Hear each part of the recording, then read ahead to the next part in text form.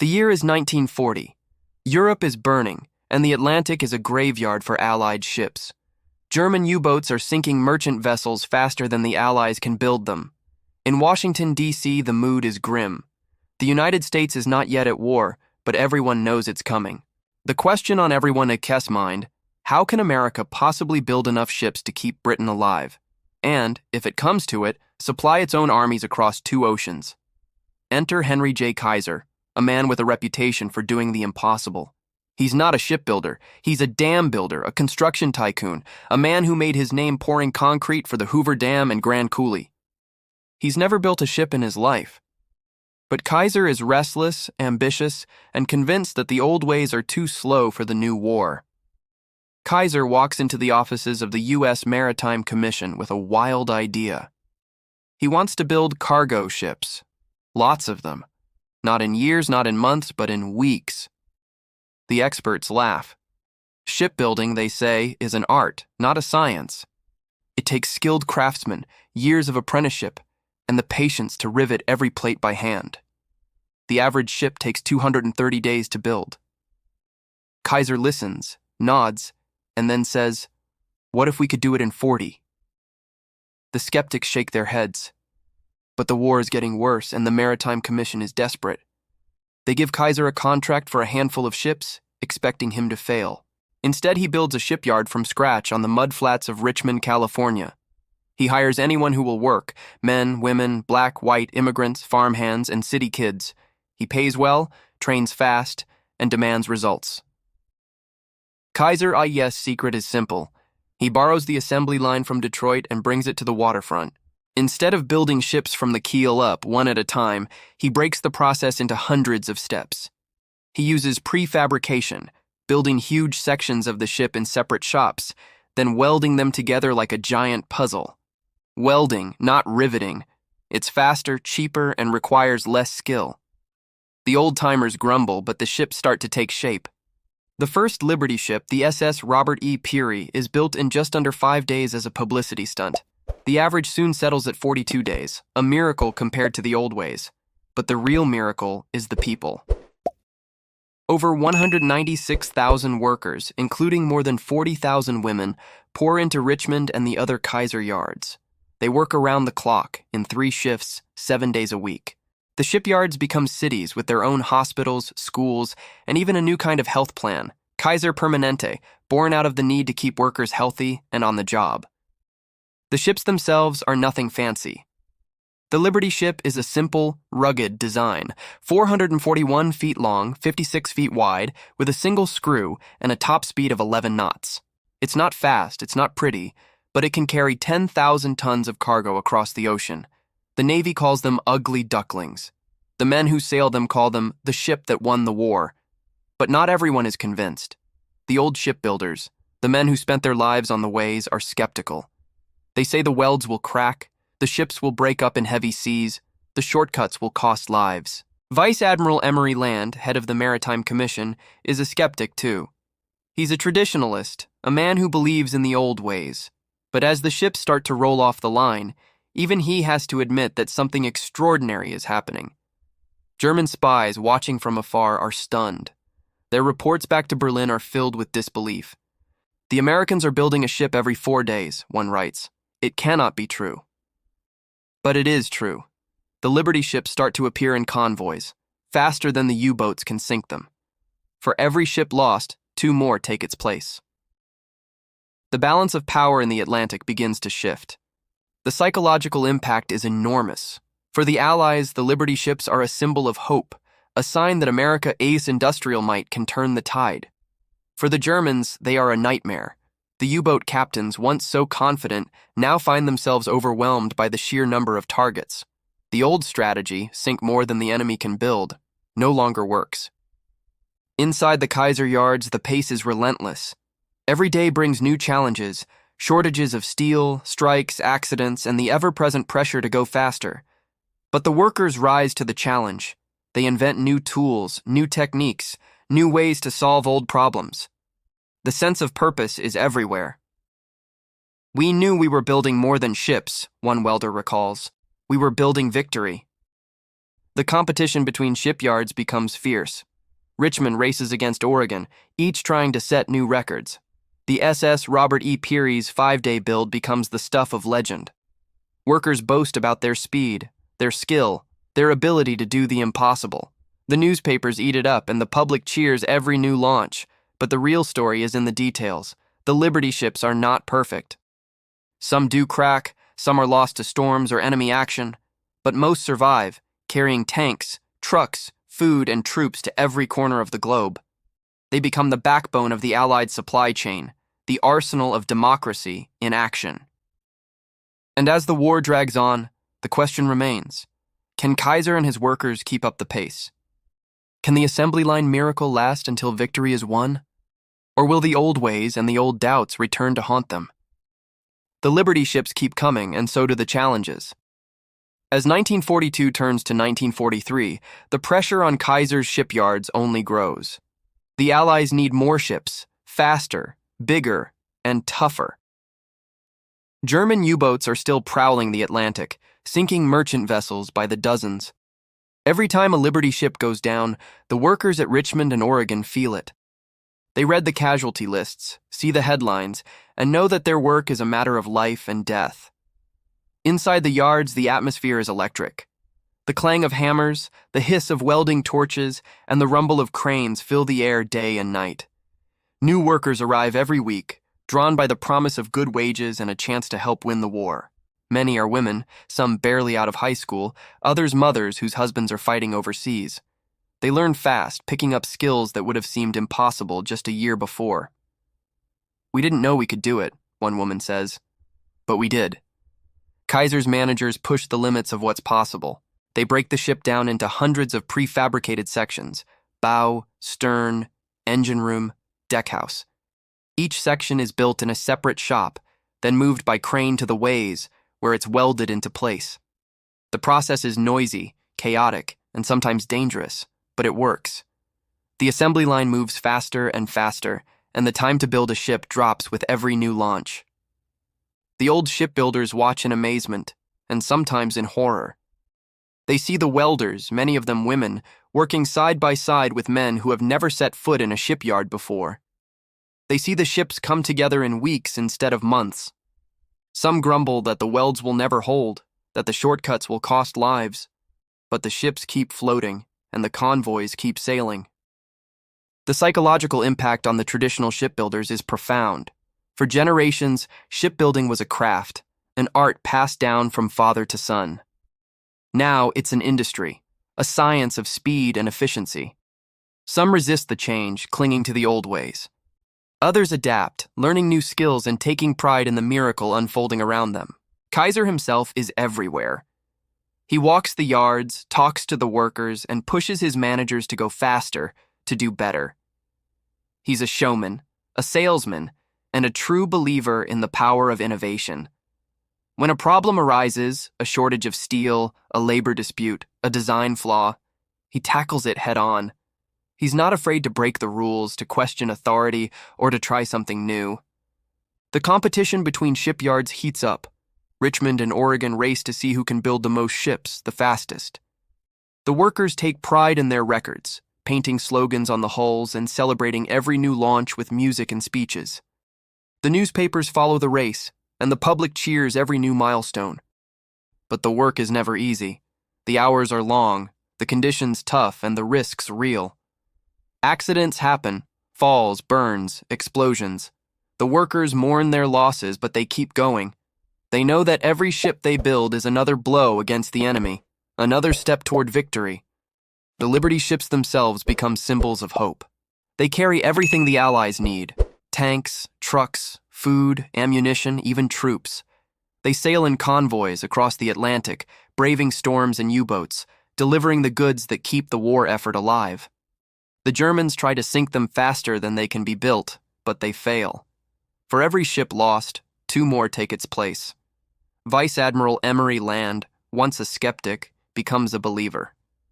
He visits the yards, sees the ships rolling off the line, and admits that Kaiser's impossible trick has changed everything. The Maritime Commission pours more resources into the program, and the pace only increases. the psychological impact on the enemy is just as great. German spies, still watching from afar, send back reports filled with disbelief. "The Americans are building ships faster than we can sink them," one writes. "It is a miracle of industry." But the miracle is not just in the numbers. It's in the people, the welders, the riveters, the crane operators, the managers, and the dreamers. It's in the spirit of innovation, the willingness to try, to fail, and to try again. It's in the belief that ordinary people working together can do the impossible. As the war grinds on, the Liberty ships keep coming. The workers at Richmond and Oregon know that their efforts are making a difference. They see the headlines, hear the news from the front, and feel a sense of pride that goes beyond any paycheck. But as the end of the war approaches, a new question arises. What will happen to the shipyards and the people who built the miracle when peace finally comes? The war in Europe is reaching its climax, and the Liberty ships are everywhere. Convoys stretch across the Atlantic, braving storms and U-boats, carrying everything from tanks and trucks to food and fuel. The German Navy is desperate, launching wolf pack after wolf pack, but the numbers are against them. For every ship they sink, 2 more seem to appear. The Allies are winning the war of supply, and everyone knows it. At Willow Run, Richmond, and the Oregon shipyards, the sense of mission is stronger than ever. The workers know that every ship they finish could mean the difference between victory and defeat. They work through the night, through holidays, through exhaustion. The welders' faces are streaked with sweat and soot, their hands calloused and burned. But the pride in their eyes is unmistakable. Henry Kaiser is a constant presence, walking the yards, shaking hands, listening to complaints and suggestions. He's always looking for ways to go faster, to do better. He encourages competition between the yards, offering bonuses for new records and celebrating every milestone. The workers respond, pushing themselves to new heights. The average build time drops to 42 days, then 30, then even less for the fastest ships. The psychological impact on the German high command is profound. Reports from their spies are met with disbelief and frustration. "The Americans are building ships faster than we can sink them," one admiral complains. "It is as if they have found a way to make ships grow from the ground." The German propaganda machine tries to downplay the numbers, but the truth is impossible to hide. The Liberty ships are everywhere, and they are changing the course of the war. Inside the shipyards, the sense of community is strong. Workers organize dances, sports teams, and charity drives. They celebrate birthdays and weddings, mourn losses together, and support each other through the long, hard days. The shipyards become cities in their own right, with schools, hospitals, and even their own newspapers. The women who work the lines, Rosies as they're called, become symbols of the new America, strong and independent. The innovation doesn't stop with the assembly line. Kaiser's engineers experiment with new materials, new welding techniques, and new ways to move massive sections of ship. They invent cranes that can lift entire hulls, jigs that hold pieces in perfect alignment, and tools that make the work faster and safer. The lessons learned in the shipyards spread to other industries, changing the way America builds everything from cars to airplanes. The Liberty ships themselves become legends. Some are lost to enemy action, but most survive, carrying their cargoes to every corner of the globe. The crews who sail them are a mix of veterans and green recruits, men and women, Americans and allies. They face danger every day, but they trust their ships and the people who built them. As the war in Europe ends, the focus shifts to the Pacific. The Liberty ships are needed more than ever, carrying supplies for the island-hopping campaign against Japan. The shipyards keep running, the workers keep building, and the miracle continues. But as victory draws near, a new question arises. What will happen to the shipyards and the people who built the miracle when the war is finally over? Will the skills and spirit that made the Liberty ships possible survive in peacetime? Or will they fade away, lost to history? The answer, as always, lies in the hands of the people who made the impossible possible. The war's end brings a wave of celebration, but also uncertainty. The shipyards that once echoed with the clang of steel and the hum of welders now grow quiet. The last Liberty ships roll down the ways, cheered by crowds who know they are witnessing the end of an era. For many workers, it's a bittersweet moment. They are proud of what they've accomplished, but they wonder what comes next. Henry Kaiser, ever the visionary, is already looking to the future. He sees the potential for peacetime industry, building homes, cars, and even hospitals. The health plan he started for his shipyard workers, Kaiser Permanente, will become a model for American healthcare. The lessons of the shipyards, teamwork, innovation, and the power of ordinary people will shape the post-war boom. But for the men and women who built the Liberty ships, the memories linger. They remember the long hours, the friendships, the sense of purpose.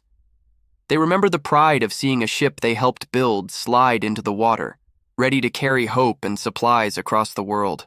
Some stay in the shipyards, helping to convert them for peacetime production. Others move on, taking their skills to new jobs in factories, offices, and schools. The Liberty ships themselves find new lives. Some are scrapped, their steel melted down for new construction. Others are sold to shipping companies, carrying cargo in the booming post-war economy. A few become museum ships, preserved as reminders of what was achieved. The SS John W. Brown and SS Jeremiah O'Brien, both built at Kaiser Yards, still sail today, living testaments to the miracle of wartime production. Historians and journalists flock to the shipyards, eager to document the story. They interview workers, managers, and engineers, piecing together the tale of how one civilian's impossible idea changed the world. They marvel at the scale of the achievement: 1,090 Liberty ships from Kaiser's yards alone, 2,010 in total, each one a symbol of hope and determination. The psychological impact on traditional shipbuilders is lasting. Some never accept the new ways, clinging to the belief that true craftsmanship can't be rushed. Others embrace the future, proud to have been part of something bigger than themselves. The debate continues, but the results are undeniable. The assembly line, welding, and prefabrication have forever changed the way ships and everything else are built. The influence of Kaiser's methods spreads far beyond America. Shipbuilders in Japan, South Korea, and Europe study the Liberty shipyards, adopting the techniques that made the miracle possible. The world's great shipbuilding nations are transformed, and the lessons of the war become the foundation for a new era of global trade and prosperity. For the workers, the end of the war is a time of reflection. They gather for reunions, share stories, and show their children and grandchildren the ships they helped build. They remember the challenges, the triumphs, and the sense of unity that carried them through the darkest days. They know that they were part of something extraordinary, a moment when ordinary people did the impossible. As the years pass, the story of the Liberty ships becomes legend.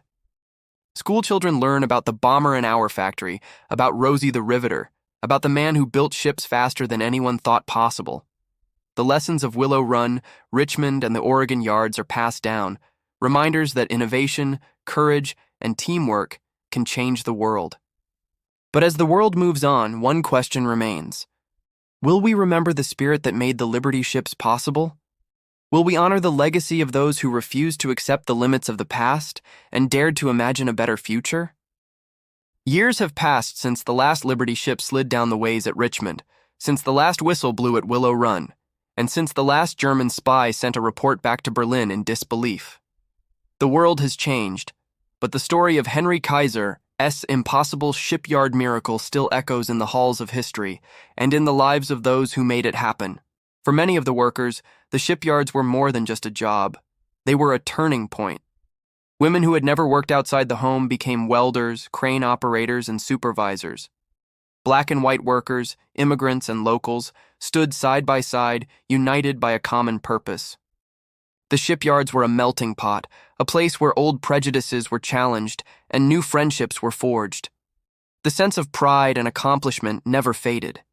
Some of the Liberty ships themselves sailed on for decades, carrying cargo in peacetime, serving in new wars, or being converted into schools, hospitals, and even homes. The SS John W. Brown and SS Jeremiah O'Brien, lovingly restored by volunteers, still steam under their own power, carrying visitors and veterans on living history voyages. Every time their engines rumble to life, they remind us of what was possible when a nation came together. The innovations born in Kaiser's shipyards didn't end with the war. The assembly line techniques, the use of welding and prefabrication, and the focus on teamwork and efficiency spread to industries around the world. Japan and South Korea, devastated by war, rebuilt their shipyards using lessons learned from the Liberty Ship miracle. Today, they are among the world's leading shipbuilders, their success rooted in the same principles that Kaiser championed. Kaiser himself went on to leave an even bigger mark. His health plan for shipyard workers became Kaiser Permanente, one of America's largest and most respected healthcare systems. He built homes, hospitals, and highways, always looking for ways to do things faster, better, and for more people. But he never forgot the lesson of the Liberty ships. That questioning conventional wisdom and daring to try the impossible can change the world. The psychological impact on traditional shipbuilders was profound. Some never accepted the new ways, holding fast to the belief that true craftsmanship required time and patience. Others embraced the future, proud to have been part of something bigger than themselves. The debate between tradition and innovation continues to this day, but the legacy of the Liberty ships is clear. Sometimes speed and scale are what the moment demands. For the German spies who watched from afar, the memory of Willow Run and Richmond was a bitter one. They had seen the future and realized too late that the war would not be won by the best tank or the fastest plane, but by the side that could build supply and adapt faster than the enemy could destroy. Their reports, once dismissed as exaggeration, became required reading for post-war planners and historians. The story of the Liberty ships is also a story of resilience. The workers faced setbacks, accidents, and tragedies. There were fires, strikes, and even sabotage attempts. But each time, the community rallied, the line restarted, and the ships kept coming. The sense of mission was unbreakable. "We knew we were building more than ships," one worker recalled. "We were building hope." As the decades rolled on, the Liberty ships faded from the headlines, but not from memory. Veterans and their families gathered for reunions, sharing stories and honoring those who had passed. Museums and memorials sprang up, preserving the tools, blueprints, and photographs of the shipyard era. Schoolchildren learned about Rosie the Riveter, about the Bomber and Hour factory, and about the man who proved that the impossible was just a challenge waiting to be met. The lessons of the Liberty ships are as relevant today as they were in 1945. In a world that still faces daunting challenges, pandemics, climate change, and the need for rapid innovation, the story of Henry Kaiser and his shipyards is a reminder that bold ideas, teamwork, and the courage to question the old ways can achieve miracles. It's a call to action for a new generation of dreamers, builders, and leaders. And so, as the sun sets over the rusting remains of the old shipyards, and as the last Liberty ships ride at anchor, we remember the miracle that happened when one civilian dared to ask, "Why not?" We remember the workers who gave their all, the engineers who broke the rules, and the spies who watched in awe as a 1.5 million part bomber slid into the water every 4 days. The world will never see another moment quite like it. But the spirit of Willow Run, Richmond, and the Liberty ships lives on, in every bold idea, every leap of faith, and every time someone looks at the impossible and says, "Let's build it."